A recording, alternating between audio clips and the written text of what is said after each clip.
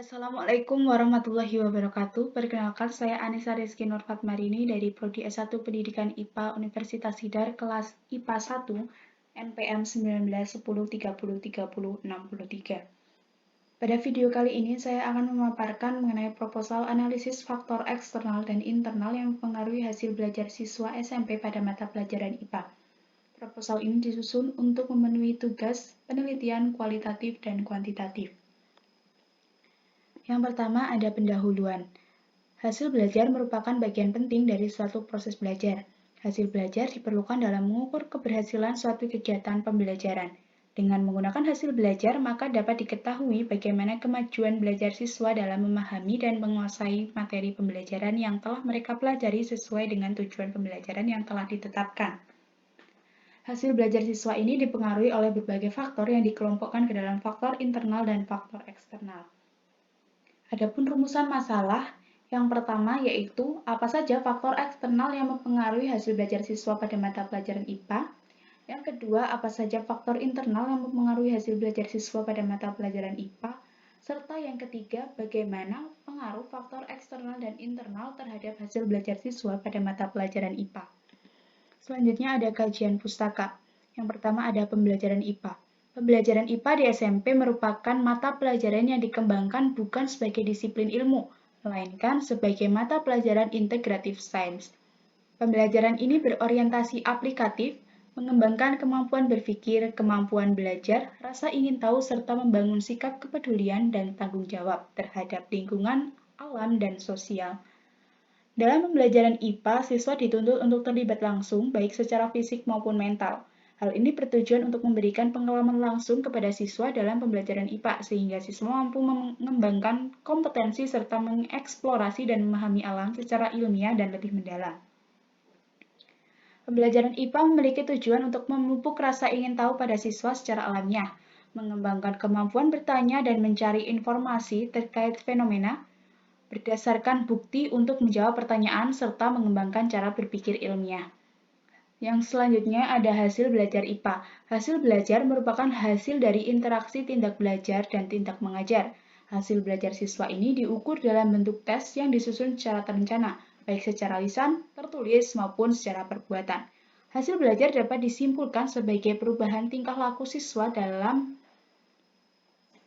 interaksi tindak belajar dan tindak mengajar secara menyeluruh mencakup aspek kognitif, afektif, dan psikomotorik yang diukur dalam bentuk tes.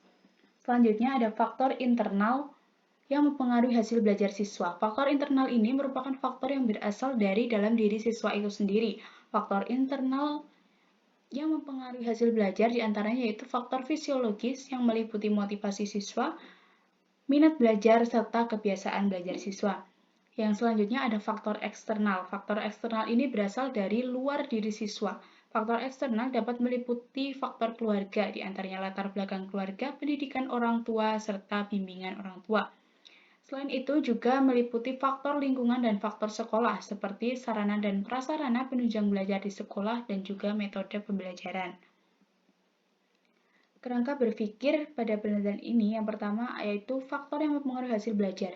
Itu dibedakan menjadi faktor internal dan faktor eksternal, di mana faktor internal itu meliputi motivasi belajar, minat belajar, serta kebiasaan belajar, serta faktor eksternal yang mana faktor keluarga, faktor sekolah, serta faktor lingkungan. Hal ini akan mempengaruhi hasil belajar dari siswa itu sendiri. Selanjutnya, metode penelitian pada penelitian ini yaitu penelitian kualitatif. Adapun penelitian kualitatif itu sendiri merupakan jenis penelitian yang mengkaji dan memahami makna dari individu maupun sekelompok orang. Jenis penelitian kualitatif yang digunakan berupa studi kasus, di mana studi kasus ini merupakan suatu studi yang menganalisis suatu kasus dengan mengumpulkan informasi lengkap menggunakan berbagai prosedur pengumpulan data berdasarkan waktu yang ditentukan. Selanjutnya ada prosedur penelitian yang meliputi lokasi dan subjek, desain penelitian, teknik pengumpulan data.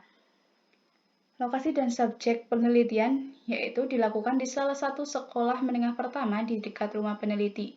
Subjek peneliti merupakan siswa kelas 8 sebanyak 1 rombel. Desain penelitian ini meliputi tahap persiapan, tahap pelaksanaan, hingga tahap laporan.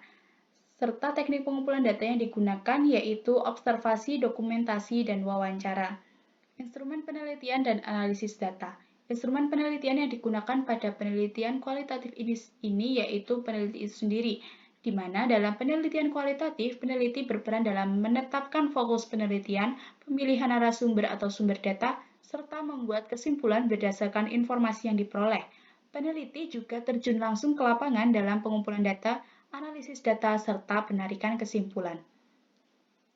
Sedangkan teknik analisis data yang digunakan pada penelitian ini meliputi reduksi data, penyajian data, serta kesimpulan dan verifikasi. Sekian yang dapat saya sampaikan, kurang lebihnya mohon maaf. Semoga bermanfaat. Wassalamualaikum warahmatullahi wabarakatuh.